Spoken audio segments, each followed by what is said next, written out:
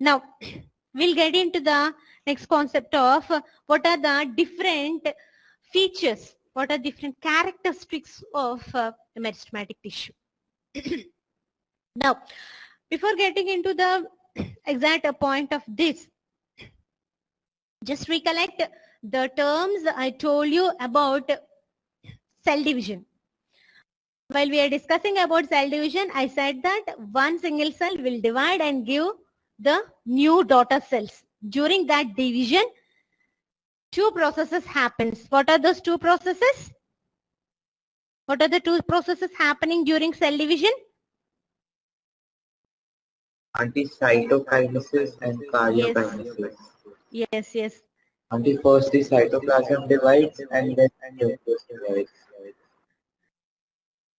Of cytoplasm, karyokinesis and cytokinesis.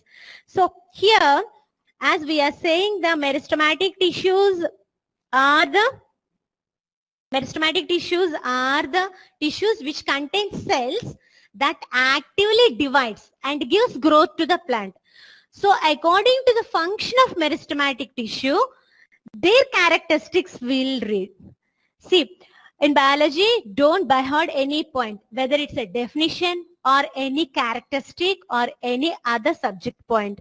Just understand why is it so. Okay? Yeah?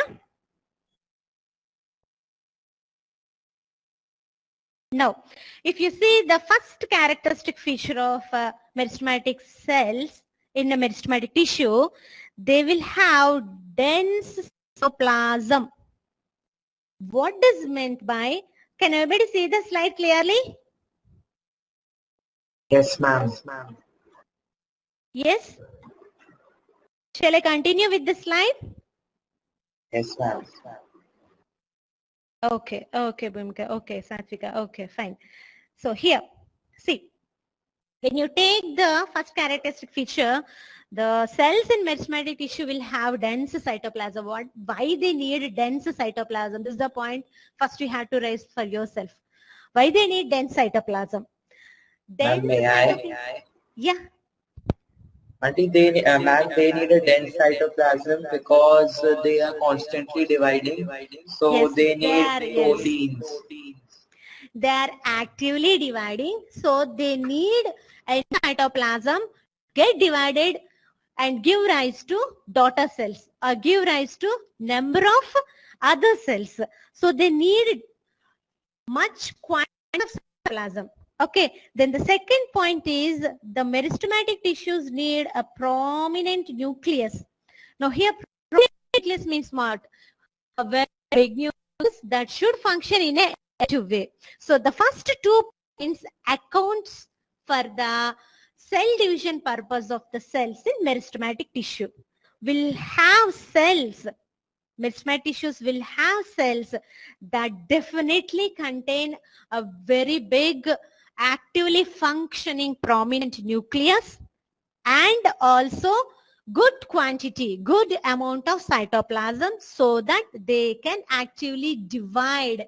The cells can actively divide and can enhance the rapid growth of the body, the plant body. Okay. Now coming to the next point. Here the cell shape was given as other point. The cell shape has to be isodiametric or polygonal or hexagonal. Whatever be the shape, but the cells should contain only thin cell wall. Remember the point, thin cell wall. Why the meristematic tissue containing cells should have thin cell wall? Now, as we are saying that meristematic tissue possesses cells which will have to divide rapidly. Suppose, assume that these tissues having cells with a thick cell wall, then the cell wall will apply some tensile pressure inside the cell, which will rapidly won't allow the cell to divide. So in order to have a free cell division, the cells of meristematic tissue should definitely have a thin cell wall only. So here, why the meristematic cell doesn't have a thick cell wall? This is the analytic question. Okay? Why the meristematic tissues doesn't have thick cell wall? Anybody can answer this point?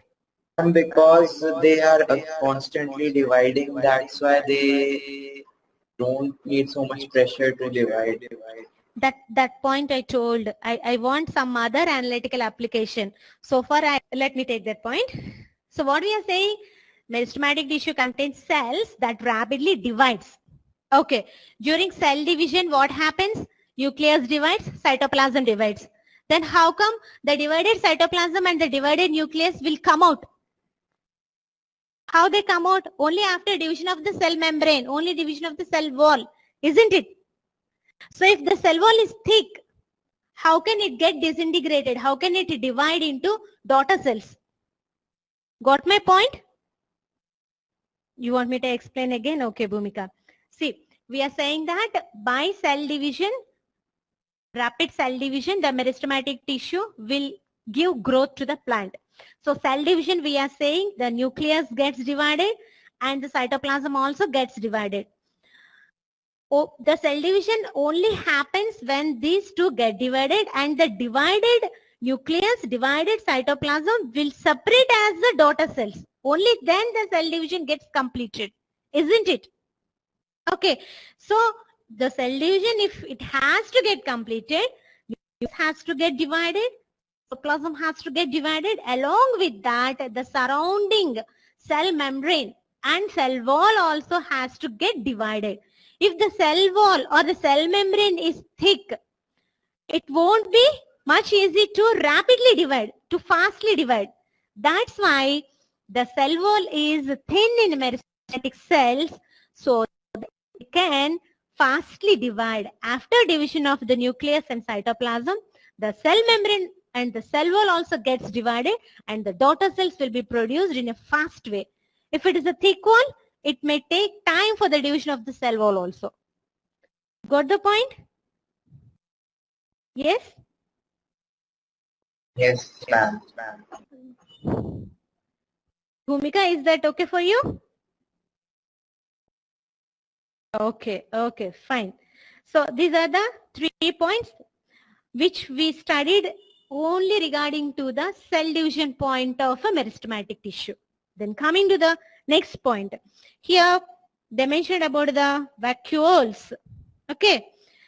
See, vacuoles generally we find in plant cell in a large manner. When I showed the slide of plant cell and animal cell difference, I said that the plant cell will have a central big vacuole. But in contrast to that, here in meristematic cells in plant itself, we are saying these cells won't have vacuole. They don't carry any vacuole. So where the exact point lies? Let us look into the function of vacuole. Can anybody mention what is the function of vacuole in plant cell? Ma'am, they store food and materials. I want other students also to answer. Yes, that's a very good point, Bhumika. Good. Arnav said that the storage of food material, that's the first foremost point regarding the vacuole. And as of for Bhumika, she was mentioning that throughout the excess waste and water out of the cell. Yes, good point. Any more trials by the students? Okay. So here, the point of vacuole function why we are talking is, under the characteristic feature of meristematic tissue, we are studying that there won't be any vacuole in meristematic tissues of plants. Why? Because what the definition of meristematic tissue basically, it implied only for rapid cell division and enhancing cell growth. That's it. No way we are talking about the storage of food material or preparing the food material for the cell or throwing out the waste from the cell. We are not talking about any of the other functions. So what the basic definition of tissue? Some cells perform particular function. That's it. Here the meristematic tissue contains cells which perform particular function called rapid cell division, giving cell growth. That's it. So there's no point of storage of any food material. That's why we don't have vacuole. Okay. Then what else can be concluded not having vacuole for a meristematic tissue? of meristematic tissues possess dense cytoplasm. Okay. Is that point, can we read to the point says that there will be dense cytoplasm in meristematic tissue. Yeah. Can you correlate that point in explaining absence of vacuoles in meristematic tissue? And the dense cytoplasm has, since it's dense, Hmm. it will have all the properties of the vacuole. So, and it is ma'am, it is accommodative with the vacuole's property. So To some therefore, extent, vacuole. yeah, to some extent, okay, but not totally. Okay, let me explain the point. See, there won't be any vacuole. First reason, meristematic tissues contain cells which will go for rapid cell division only. They'll not store any food. They'll not throw out any waste. That's why they don't have vacuole. Second point is, like the other plant cells, if the meristematic cells also have a big vacuole at the center, it will not help in proper division of the nucleus and the cytoplasm. It will give some hindering objections, isn't it? If some organelle is occupying the total space of the cell, how the remaining cytoplasm and the nucleus divides actively in a fast way? That will be an inhibiting point, no? Having a big vacuole at the center. So the meristematic tissue, that's why won't possess any big vacuole in the center or no vacuole at all for that point, because meristematic cells will not store any food. Meristematic cells will not throw away any excretory materials, and meristematic cell function being fast cell division, it has to be enhanced with the absence of vacuole only. So these are the major characteristic features of a meristematic tissue. I'm just repeating the characteristic features of meristematic tissue. Before that, what we are saying, a tissue is a cluster of cells having the same origin, structure, and perform particular function in a very effective way, as the definition of tissue. Okay, study of tissue is called?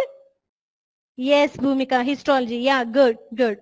Okay, study of tissue is called histology. And histology is a branch of? Bhumika, yes, tell Anatomy. Satvika. Yes, anatomy. Bhumika, yes, good. Anatomy. Okay. Now when you take the tissues in plants, they'll be different from animal tissues. Why? Because the plants' functional aspects are different and animals' functional aspects are different. Plant cell structure is different, animal cell structure is different. That's why we have different plant tissues and different animal tissues. Okay. Explain the term anatomy again. Yeah, fine. Anatomy is a Latin word. When you divide the whole word anatomy into two words, anatomy, T-O-M-Y, tomy, two words. Basically, the ana means go through. Tomy means cutting. Cutting through any part of a body, plant body or animal body, will give you fine detailed structure of that part. So anatomy means knowing in detail the structural aspect of any object, a plant body or an animal body. Am I clear with anatomy word, Bhumika? Acha, okay. So here so far we learned the definition of tissue. Why the definition of tissue is so? Don't by heart the definition. Go according to the concept. Then under plant tissues, we have two categories: meristematic tissue and permanent tissue. Okay? So the division is based on the activity of the tissue. Meristematic tissues actively divides, rapidly divides, gives cell growth, plant growth. Once the division stops, they'll change it to permanent tissue. Okay. Under meristematic tissue, again we have three categories based on the position. Yes? Am I clear? Okay. Based on the position, meristematic tissue is of three types. What are they? Apical meristem at the tips of the plant body, shoot tip or root tip. Then intercalary meristem in between the plant body, between nodes, internodes, leaf, etc. Then lateral meristem, which gives the girth or width increase of the plant body. Based on the position, we have 3 categories. Now at last, we came to the characteristic features of the meristematic tissue. I hope that all the features of the meristematic tissue are clear to everyone. Yes?